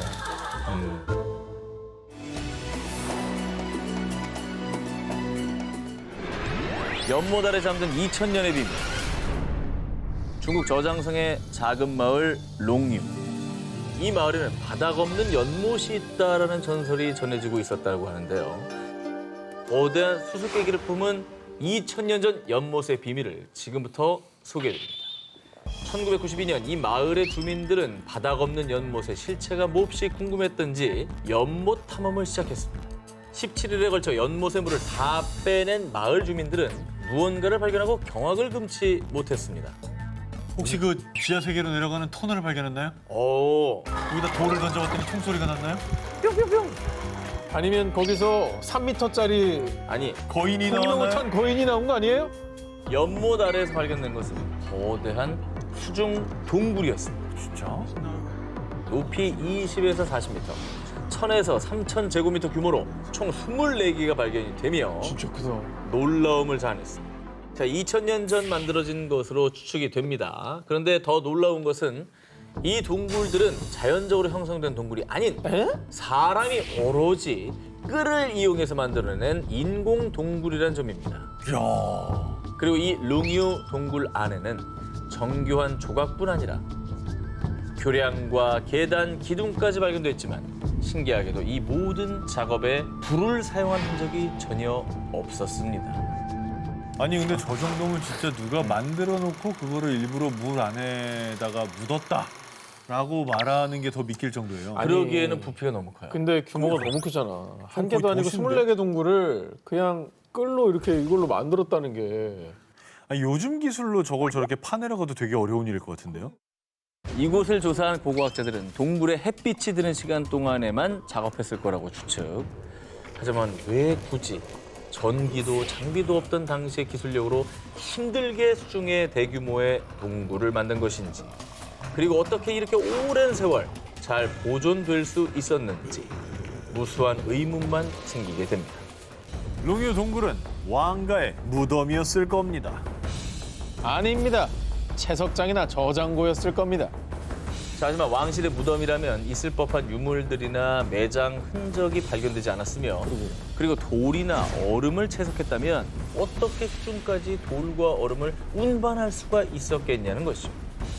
그 어떤 역사서에도 기록이 남아있지 않아서 미스터리로 남아있습니다. 아, 이거 정말 신기하다. 정말 저게 만약에 물속에 있고 저 안에서 저걸 조각해냈다면 거기서 나온 돌을 어떻게 가지고 올라오냐고. 아니, 그리고 어떻게 저 물 안에서 저걸 그것도 너무 어려워. 잠수 뭐 스쿠버 장비가 있는 것도 아니고. 1분이나 잠수하면 다행인데. 만약에 안 되고. 국가적인 어떤 권력이 주도해서 저걸 만들었다면 기록이 거의 있어요. 진시황릉 수준의 공사인데 그러면 기록이 기록이 있겠죠. 유네스코 세계문화유산이자 세계 7대 불가사의로 불리는 캄보디아 앙코르와트. 12세기에 건립된 이후 크메르 제국, 앙코르 문명의 번영을 상징했지만 그 옛날 도대체 어떤 기술력으로 이 앙코르와트를 세웠는지, 크메르인들은 어디에서 살았으며 또 어떻게 살았는지, 그들이 살았던 도시의 흔적은 지금까지도 밝혀야 할 숙제입니다. 진짜 신비한 곳이야, 저는. 그 규모와 수준 정말 대단하잖아요. 자, 그런데 2012년 호주 고고학 연구팀은 여의도 면적의 655배에 해당하는 총 1900제곱킬로미터의 면적을 레이저 스캐닝을 통해 조사한 결과 약 1000년 전 중세 도시를 발견했고요. 이 도시들은 679제곱킬로미터에 해당하는 캄보디아의 수도 프놈펜의 규모에 필적할 것으로 추정. 어허. 그리고 학계에서는 동남아시아 역사를 뒤집을 새로운 발견이라며 들뜬 반응을 보였습니다. 그 이유.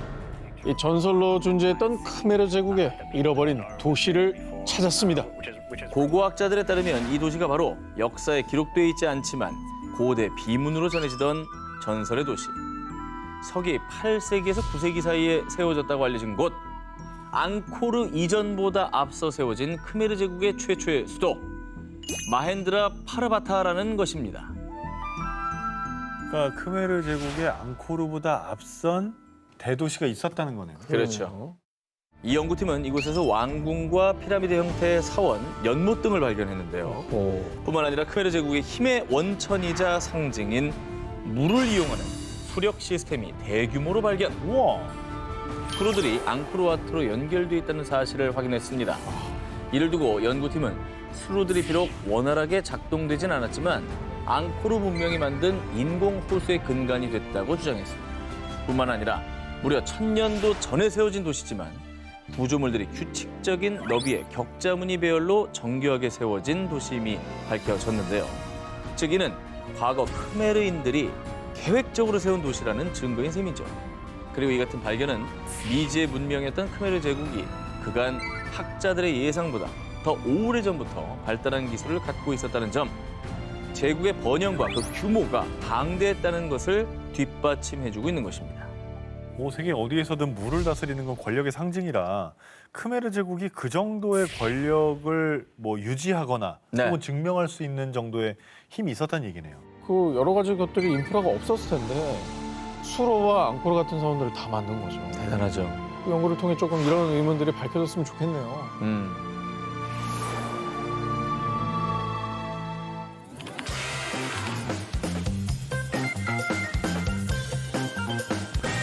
잃어버린 세계를 찾아서 싶고 저 한 기자의 1위 후보 공개합니다. 우리가 배운 인류 최초의 문명은 기원전 3,500년경 시작된 메소포타미아 문명이죠. 그런데 말입니다. 우리, 아니 전 세계인이 다 알고 있는 역사를 바꿔 모든 걸 다 바꿔 이 형 좀 바꿔. 모두 뒤집어버리는 충격적인 주장이 제기됐습니다. 무려 기원전 7,500년경에 탄생한 것으로 추측되는 신문명이 발견된 겁니다. 황하 외웠잖아요. 메소포타미아, 이집트, 그다음에 겐지스 뭐 이런 식으로 우리는 배웠는데 와 발견이 여태 왜 안 된 거야? 어디에 있었기? 어쩌면 인류 역사를 새로 쓸지도 모르는 신문명은 인도 구자라트주에 위치한 캠베이만의 해저에서 발견됐습니다. 인도구나, 인도. 바다 아래에 있었어? 2001년 인도 국립해양기술원이 해양 오염도 측정을 위해 음파 탐지기로 해저 촬영을 하던 중 바닷속에 뭔가 직사각형의 구조물이 보이는데요? 고대 도시의 터로 추정되는 다양한 크기의 직사각형 구조물 수십 개를 발견했는데요. 와 저거는 사람이 만든 거네. 당시 인도 해양 고고학의 최고 권위자인 라오 박사와 전문 다이버들이 투입돼 조사한 결과 댐으로 추정되는 건축물과 댐? 전쟁에 사용된 것으로 보이는 전망대, 에이. 곡물 창고, 공중 목욕탕이 있었고요. 와.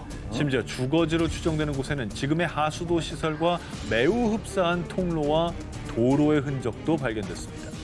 세계 곳곳의 바다에서 해저 도시가 발견이 됐습니다. 그죠? 그중에 이 인도의 해저 도시가 인류 최초의 문명이라는 증거 있습니까? 아니 억지를 부리지 말자고요 우리가 증거 앞에서. 이 당시 조사팀은 이 해저 도시에서 발견한 도자기, 조각상, 난로 재료 등 약 2,000점의 유물을 인양했습니다.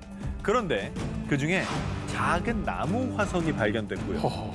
이 나무 화석에 대한 탄소 연대 측정을 한 결과 밝혀진 충격 사실.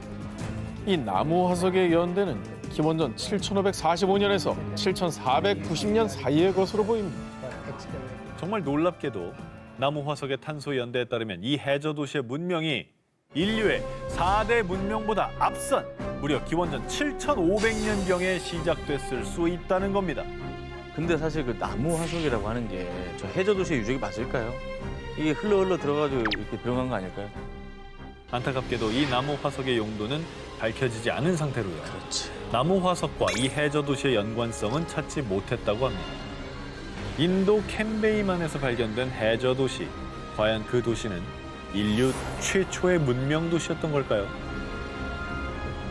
신비한 황금의 도시, 마추픽추의 나라, 잉카 제국.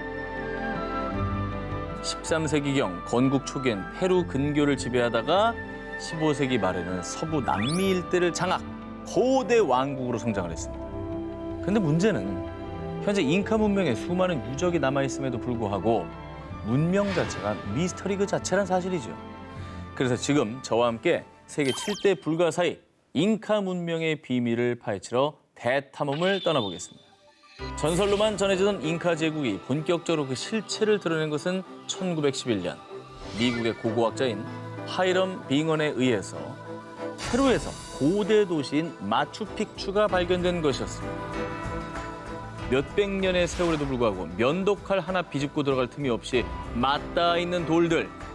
마추픽추의 건설 시기가 1450년경으로 추측이 되는데요. 그 당시 이렇게 정교한 건축술이 있었다는 게 충격 그 자체, 미스터리였습니다. 그냥 어떻게 저 위로 저걸 가져가냐고. 그리고 평지에다가 저걸 다 쌓아서 뭘 지었다고 해도 놀라운 거긴 해요. 근데 저 2,400m 뭐 정말 높은 산이잖아요. 말이 안 되죠. 오죽하면 외계인 소리 나오겠습니까? 의문은 이뿐이 아닙니다. 여러분은 과거 잉카인들이 어떻게 농사를 지었을 거라 생각하시나요? 농사도 뭔가 최첨단인가요? 여기도 뭐 최첨단 뭐 농기계 이런 게 나오나요?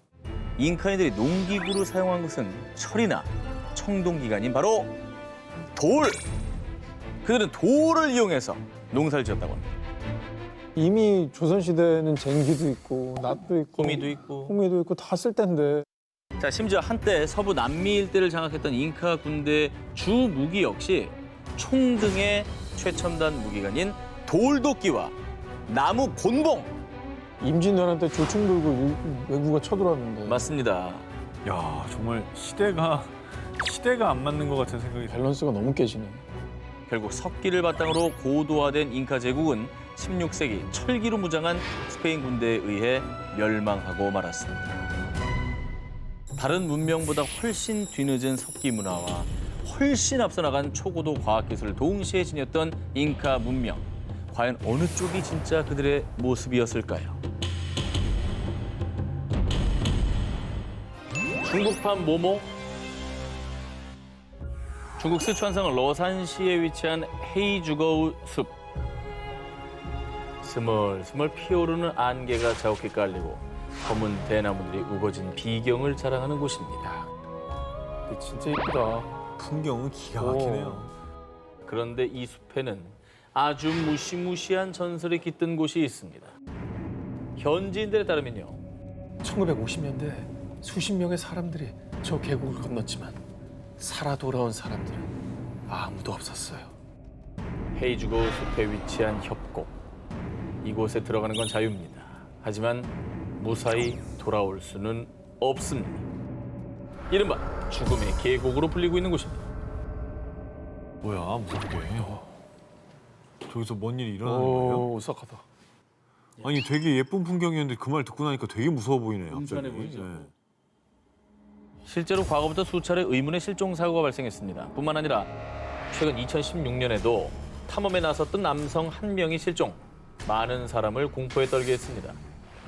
그래서 헤이주거우 계곡은요, 선박과 항공기들이 원인 모르게 실종되는 것으로 유명한 버뮤다 삼각지대 이름을 따서요, 중국판 버뮤다 삼각지대라고도 불립니다.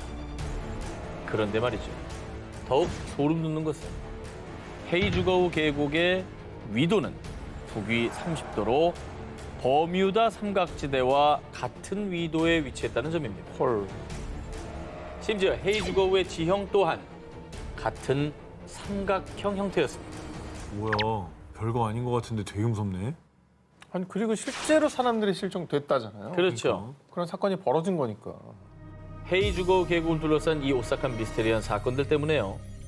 그 계곡에 키가 2m가 넘는 거인이 산대. 계곡에서 큰 소리를 내면 산신이 노해서 안개를 뿜으며 그 사람을 쓸어가 버린대.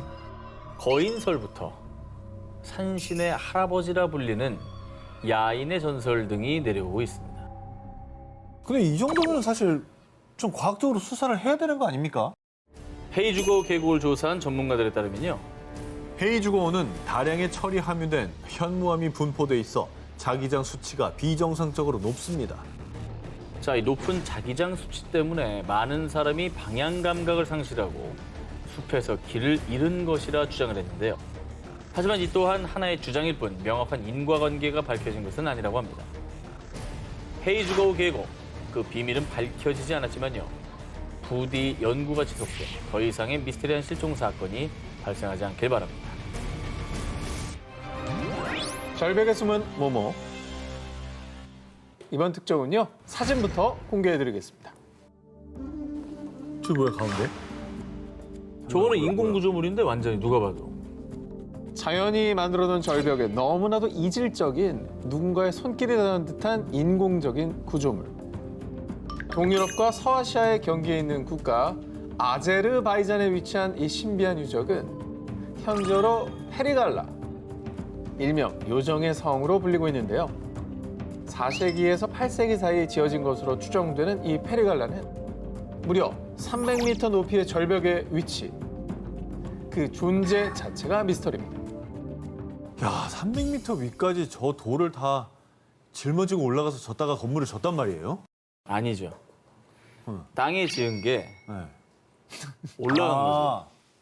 지층의 영향으로? 지층의 영향으로 막 부딪히고 융기하고 뭐 이러면서 저 정도 지각 운동이면은 몇억 년 전에 발생을 했을 텐데 이게 인류 문화사를 새로 쓰는 그런 발견 아닙니까? 그래서 놀라운 기사라는 거예요. 아니 그렇잖아. 저걸 누가 저기까지 올라가서 짓냐고. 그 땅이 없는데 말이 안 되지. 페리갈라는 워낙 외진 곳에 있는 데다가 원래 있었을 것으로 추정되는 계단마저 파손. 사람의 발길이 거의 닿지 않은 곳입니다. 그래서 이 페리갈라를 누가 만들었으며 대체 어떠한 곳인지 그 정체는 한동안 미궁에 빠져 있었는데요. 인간의 발길을 쉽사리 허용하지 않은 페리갈라. 그런데 1970년대 아제르바이잔의 레슬링 챔피언인 맘마드 다루도브가 이 페리갈라의 입성, 드디어 베일에 쌓여있던 페리갈라의 실체 한 발 더 다가갈 수 있었는데요. 그의 주장에 따르면 페리갈라엔 총 5개의 방이 있었는데 2방은 안쪽에 있어서 볼 수 없었지만 3개의 방은 창문이 있었습니다. 실제로 페리갈라 주변의 석회암이 마모된 것으로 보아 이곳에 누군가 오랫동안 살았다는 것으로 추측할 수 있었습니다. 아니 저길 또 왜 살아? 난 참 정말 저기 올라가는 것도 힘들었겠지만 저길 또 들어가서 하는 건 더 힘들었을 거 아니에요. 뷰가 좋잖아요. 약간 유배지 아니에요? 유배지? 유배지 누가 저리 화력이죠. 페리갈라에 대한 궁금증은 여전했지만 지형이 워낙 험한 탓에 이 종교적 건물일 것이다 혹은 감옥이다 하는 추측만 난무할 뿐 대대적인 조사도 이루어지지 않았는데요. 그렇게 미궁에 빠져있는 페리갈라. 그런데 말입니다. 현지에서는 이 페리갈라에 대한 한 가지 전설이 있다고 합니다. 과거 몽골의 징기스칸이 이 지역을 점령, 페리라는 이름의 소녀를 아내로 삼으려 했다는데요. 이에 페리는 칭기스칸의 손이 닿지 않는 높은 절벽 위에 성을 쌓고 칩거. 와. 하지만 몽골군이 절벽 아래에서 진을 치고 기다리자 페리는 스스로 성에서 뛰어내려 삶을 마감했다고 합니다. 얼마나 싫었으면 저기까지 올라가 있나. 그래서 페리의 이름을 따서 페리갈라다. 인간의 발길을 거부하는 요정의 성 페리갈라. 이 성이 지키고 있는 비밀은 대체 무엇일까요? 태평양 한가운데에 자리한 미크로네시아 연방의 섬 폼페이에 대해 들어본 적 있으십니까? 아니, 폼페이 미크로네시아도 모르겠고 폼페이도 모르겠는데. 거기 이제 약간 조그만 섬 아니에요? 조그만 섬들 모여있는. 네, 그 중에 하나.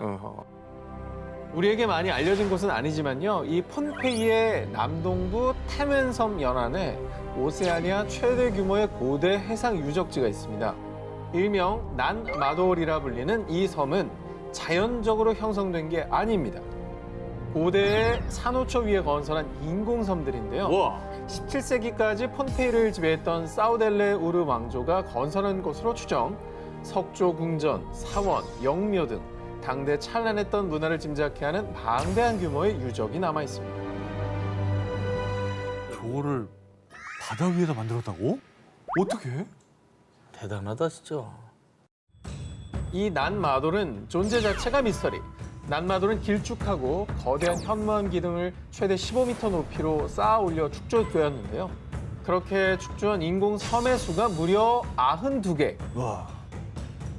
가장 큰 인공 섬은 사방 100m에 달합니다. 아유. 이 어마어마한 규모의 난마돌을 건설하는 데 필요한 석조의 양은 자그마치 40만 톤.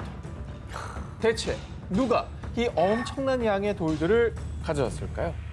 어마어마한 노예들이 동원됐을 거예요. 바다에다 어떻게 저게 되지? 저희 바다가 잔잔한가요, 저희가? 잔잔한다 한들.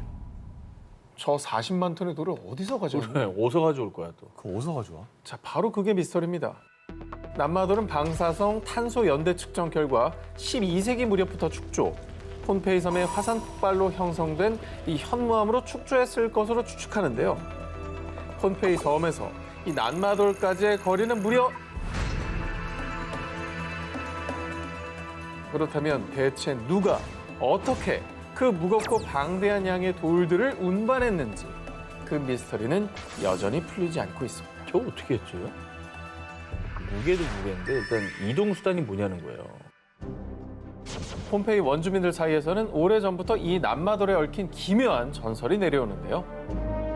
쌍둥이 마법사인 올리시흐파와 올로소파가 신비한 주문을 외우니 거대한 바위가 공중으로 부양하여 도시를 건설하였다. 전 여기 한 표입니다. 이게 말이 된다고 생각할 정도예요. 아니면 저거 말고는 설명이 안 되니까. 그러니까 마법으로 돌을 이렇게 뚝 끼워서 이렇게 이제 옮겨놨다. 그러면 말이 되죠. 어허. 네. 신비한 마법으로 형성됐다는 난마돌의 전설. 지금도 폼페이 원주민들은 이 난마돌에 신비한 영역이 깃들어 있다며 전설을 굳게 믿고 난마돌을 신성시한다는데요. 미스터리로 가득 찬 고대 해양 유적 난마돌. 그 신비한 수수께끼는 아직도 풀리지 않고 있습니다. 저주받은 모모떼 습격. 2021년 11월 12일 이집트 남부 최대 도시 아스완. 500명이 넘는 사람들이 동시다발적으로 병원을 찾는 일이 발생했습니다. 역병이네, 역병. 큰 사고가 있었던 거야. 수백 명의 사람들이 병원을 찾기 전 아스완에는 천둥이 치고 우박이 쏟아지는 등 이례적인 폭풍우가 몰아쳤는데요. 건물들이 부서지고 도로가 파괴, 또 전기까지 차단됐을 정도로 그 파급력은 어마어마했습니다. 기상이변 때문이야. 하지만 이 매서운 폭풍우는 재난의 서막에 불과했습니다. 지금까지 이런 일은 없었어요. 이건 저주가 틀림없어요. 공포했던 아스완 시민들. 대체 이곳에 무슨 일이 있었나? 폭풍우가 그친 이후 영화에서나 봄직한 수백, 수천, 수만, 아니 셀 수 없는 수의 전갈대가 출현. 와, 마을을 급습한 건데요. 전갈에 쏘인 환자들은 극심한 고통과 함께 발열, 구토, 설사의 증상을 겪고 병원을 찾은 겁니다. 와, 이거는 가끔 막 성경에 나오고 이런 거 그러니까 아니야? 하늘에서 막 사람이 할래도 안 되는 거죠. 저거는 불가능하죠. 그치? 너무 이상한데, 이거? 이 아스완 근처는 사막지대입니다. 그러니까 전갈이 생소한 건 아니었어요. 하지만 이렇게 하룻밤 사이에 이렇게 때로 움직이는 전갈은 이 동네 사람들이 봤을 때도 처음 있는 일이었다고 합니다. 전문가들은 전갈이 빗물에 실려서 마을로 흘러들어온 것이라고 설명하지만 주민들은요. 누군가 파라오를 분노하게 한 거예요. 이건 저주가 분명하다고요. 이거 여기는 영험한 기운이 있다니까. 나는 이집트는 좀 진짜 피라미드에 뭐 저주 이런 거 있잖아. 난 믿어요. 믿어요? 여기는 뭔가가 달라. 뭔가 좀 노여워하고 있는 거야. 실제로 폭풍우가 몰아치기 바로 하루 전 이집트의 고고학자들이 2400년 된 파라오 왕의 사원 유적을 발견. 신비한 비문이 새겨진 돌들에 대한 심층적인 연구를 시작한다고 밝혔는데요. 이에 전갈대의 저주가 파라오의 저주와 연관이 된 게 아닐까 추측한 건데요. 맞아. 화가 나신 거야. 파라오의 저주는 뭐 가장 유명한 저주 중에 하나죠. 이렇게 무덤을 도굴한 사람들이 다 죽음에 이르렀다는 등 뭐 그런 계통의 이제 저주가 아닐까라고 이제 사람들이 많이 두려워하고 있나 봐요. 갑작스런 폭풍우와 그 후 급습한 전갈대. 정말 안녕을 방해받은 파라오의 저주였을까요? 난 맞다고 봅니다. 난 맹신해. 움직이는 관의 진실. 박물관도 아닌 무덤 속 관들이 살아있다면 믿으시겠습니까? 아니, 뭐 영화도 아니고 박물관 관이 어떻게 살아있습니까? 움직이는 관의 진실을 찾아 지금부터 저와 함께 떠나보시죠. 1812년 중남미 바베이도스. 당시 이곳으로 이주한 영국 출신 귀족 토머스 체이스는 생을 마감하면 가족묘에 안치되길 바랐습니다. 그가 사망한 후 그의 관을 안치하기 위해 체이스 가문의 가족묘인 지하 납골당의 문을 여는 순간 밀폐된 납골당 안에 안치돼 있던 100kg에 달하는 관들이 서 있거나 기울어져 있는 등 제자리에서 벗어나 흩어져 있었습니다. 무서워. 근데 그러면 도굴꾼이네요. 도굴하려고 막 다 뒤지고 세우고 막 했겠지. 막 그러면 뒤지고. 오케이. 귀족 가문이니까 관 안에 뭔가 규정을 넣어놨을까 봐 이제 막 뒤지다 보니까 저렇게 된 거 아닙니까? 보석류를 막 찾은 거죠. 도난당한 물품이 있었던 것도 아니고요. 또 몇 년 동안 지진에 대한 기록도 없었다고 합니다.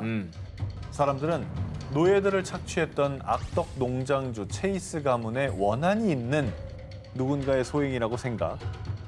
체이스의 관을 안치한 뒤 납골당을 더욱 치밀하게 봉인했습니다. 그런데 바로 다음 날 새벽 체이스 가문의 납골당에서 빛과 소리가 난다는 제보가 이어졌고요. 5명에서 7명이 힘을 모아야 할 만큼 단단하게 봉인된 납골당의 문을 뜯어낸 후 또다시 사람들을 놀라게 한 오싹한 광경. 무덤 속 관들이 240도 기울어져 있는 등 또다시 제자리를 이탈해 흐트러진 모습이었습니다. 아, 봉인을 했다면서요? 네. 근데 또 누가 들어온 거예요? 원한이 있는 무슨 세력의 짓인가? 당시 납골당에는 외부의 침입 흔적은 물론 목격자나 비밀 통로 또한 없었습니다. 이에 흉흉한 소문들이 퍼지자 당시 바베이도스 총독은 민심을 잠재우기 위해 범인 잡기에 돌입. 납골당 바닥에 석회가루를 뿌리고 시멘트를 바른 문에는 사람들이 쉽게 접근할 수 없도록 당시 바베이도스를 통치했던 영국 정부의 공식 봉인까지 붙이는 등 사건의 실상을 파헤치기 위해 총력을 다했습니다. 그리고 1년 뒤 사람들을 안심시키고자 다시 납골당의 문을 열었습니다. 다행히 석회가루 또 영국 정부의 봉인은 훼손당한 흔적 없이 그대로였는데요. 어허. 하지만 이번에도 관들은 아무런 흔적도 남기지 않은 채 또다시 자리를 이탈해 뒤엉켜 있었습니다. 지금까지도 여전히 풀리지 않는 수수께끼로 남아있는 바베이도스의 움직이는 관. 과연 그 진실은 무엇일까요? 수세기 동안 건재한 목탑의 비밀. 중국에서 현존하는 목탑 중 가장 높고 오래된 것으로 유명한 불공사 석가탑. 일명 응현 목탑은요. 높다. 높이가 67.31m입니다. 이런 높이임에도 무려 966년 동안이나 단 한 번도 무너진 적이 없이 보존되고 있어 신비한 수수께끼로 통하는데요. 13세기 원나라 시절에 규모 6.5의 지진 발생했고요. 집 5,800채가 파괴되고 1,400여 명이 사망. 1926년엔 군벌 전쟁으로 200개가 넘는 포탄이 탑에 쏟아졌지만 쓰러지기는커녕 굳건함을 보였고요. 심지어 1950년대엔 2번의 낙뢰에도 목조 건물인 응현 목탑만은 멀쩡했습니다. 무려 1000년에 가까운 시간을 건재해온 응현 목탑의 내진, 낙뢰, 방제, 방화 능력은 중국 내에서도 미스터리. 중국인들은 탑에 신비한 힘이 있다고 믿었습니다. 다른 걸 다 떠나서 진도 9.0은 놀라운데요. 아니, 나무라며. 틀어지지도 않나? 그러니까. 한간에 전해지는 전설에 따르면 석가모니께서 탑을 보호하고 계신다. 하늘에서 탑을 만든 노고를 치하하고자 탑을 영원히 보존하기 위해 용왕과 불의 신을 보내셨다. 1966년과 1974년에 걸쳐 탑 내에서 2개의 치아를 발견. 조사 결과 이 치아가 바로 불치사리, 석가모니의 치아로 밝혀졌는데요. 그래서 전설 속 불치사리의 성스러운 힘이 탑을 보호한다고 전해진 겁니다. 와. 그리고 응현 목탑을 지켜준다는 전설 속 보물이 또 있습니다. 응현 지역 전설에 따르면 탑을 보호하기 위한 3가지 보호주, 구슬이 존재.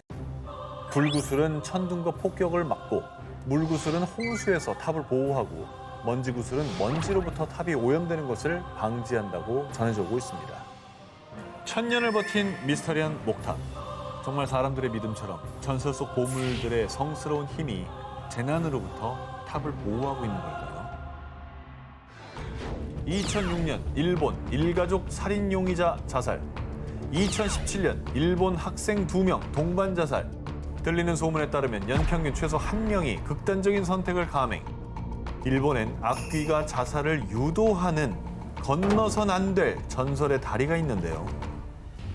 오싹한 전설을 가진 이 다리는 일본 나가노현에 위치한 가루이자와 다리, 일명 죽음의 다리입니다.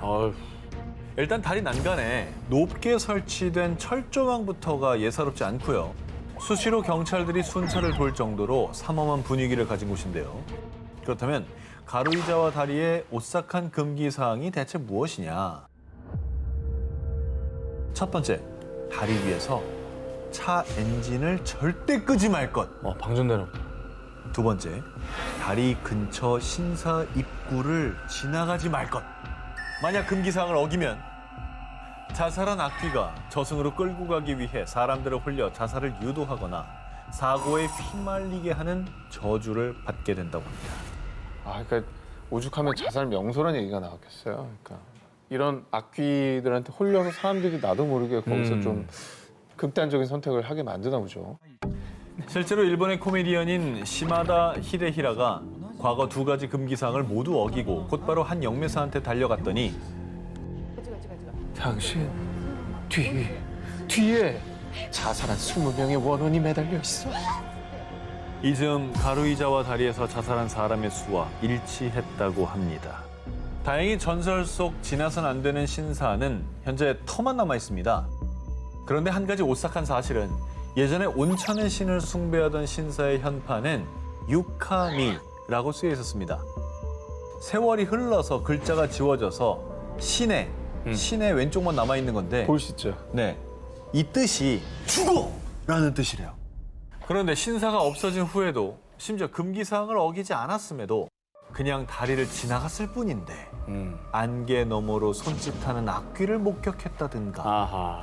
귓가에 속삭이는 악귀의 목소리가 들렸다든가 스마트폰과 내비게이션 고장 등 각종 오싹한 일들이 발생. 가루이자와 대교는 일본의 유명한 영매사들도 2손 2발 다 들기로 악명 높다고 합니다.